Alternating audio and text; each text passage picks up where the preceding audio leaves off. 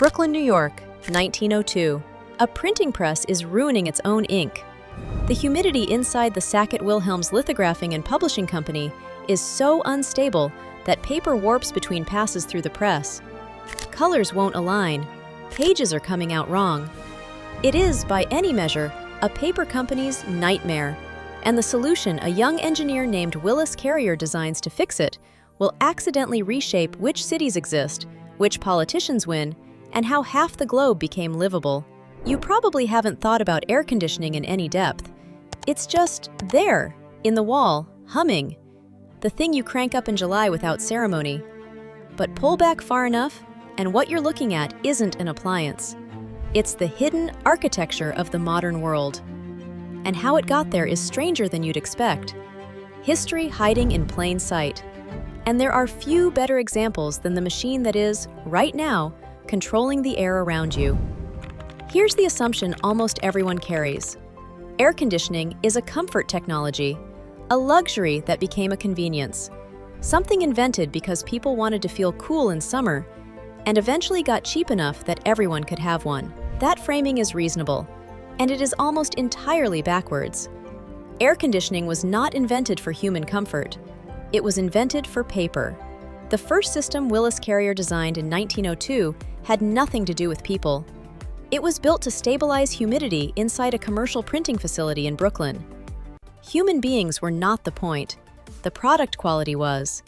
And yet the downstream consequences of that industrial fix, on politics, on geography, on global temperature, are so vast that historians are still mapping them.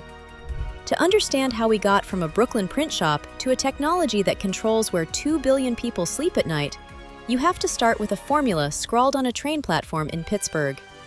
Pittsburgh, 1902. Willis Carrier is waiting for a train in the fog. He's 25 years old, recently hired by the Buffalo Forge Company, and he's been wrestling with a thermodynamic problem that no one has solved cleanly before. How do you control not just temperature, but the moisture content of air itself? Precisely, mechanically, reliably. According to Carrier's own account, standing on that fog-covered platform, he had the realization that he could saturate air with moisture to a known dew point, and from that, calculate and control its humidity with mathematical precision. He ran the numbers on a notepad. They held. Within the year, his system was installed at Sackett-Wilhelm's in Brooklyn, pumping chilled, dehumidified air through the facility. The paper stopped warping. The ink stopped smearing. The client was satisfied. In 1911, Carrier published what became the foundational document of the entire HVAC industry, Rational Psychrometric Formulae. It was a set of equations, dry, technical, impenetrable to anyone outside engineering. But those equations described, for the first time, a complete mathematical model for controlling the thermodynamic properties of air. Every air conditioner operating anywhere in the world today runs on a version of that framework. For the next decade, the technology stayed industrial. Cotton mills, pharmaceutical plants, munitions factories. No one was thinking about putting this in a home. No one was thinking about people at all. And then, in 1925, someone decided to put it in a movie theater on Broadway. And everything changed. Here's what people assume about the rise of air conditioning in America. That it spread because the technology got cheaper, and Americans simply bought it as soon as they could afford it. Demand was always there, supply caught up, basic economics. What that story misses is the strangest part. It wasn't homes that cracked the culture. It was movie theaters. Film producer Adolph Zukor, working with Paramount Pictures, recognized something his competitors hadn't. Summer was a dead zone for cinema. Nobody wanted to sit in a sweltering, packed auditorium in July. The solution wasn't better films. It was cooler air. In 1925, Carrier installed a centrifugal chiller system at the Rivoli Theater on Broadway. The effect was immediate and theatrical in its own right. People lined up, not always to see the film, but to stand in air-conditioned space. The concept of the summer blockbuster was, at its root, a climate control strategy. By 1947, American manufacturers were selling 43,000 residential window units per year.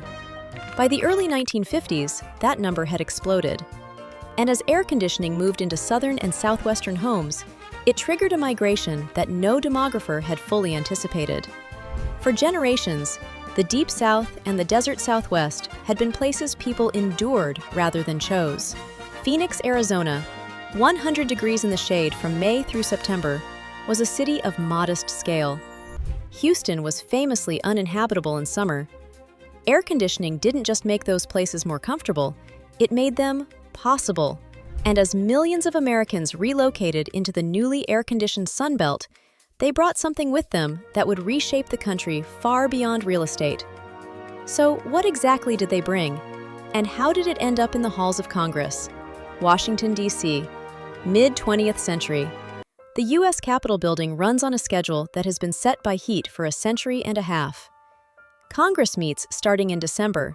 Summer is when legislators go home, because the Capitol in July is, without exaggeration, close to unworkable. Then the building gets air-conditioned, and Congress moves its start date to January, then stays longer, then professionalizes. The entire modern legislative calendar, year-round sessions, the extended committee structure, the modern lobbying apparatus, was made possible, in part, because the building stopped being unbearable in August. Political scientist Nelson Polsby, one of the more rigorous analysts of congressional development, argued explicitly that air conditioning was a primary structural factor in the transformation of the U.S. Congress from a part-time deliberative body into a full-time professional institution. Not a metaphor, a mechanism. And then there's Kevin Phillips.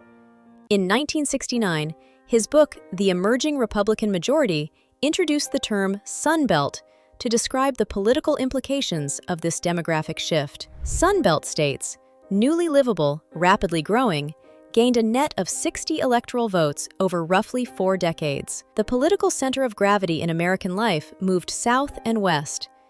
And that movement was inseparable from the installation of residential air conditioning.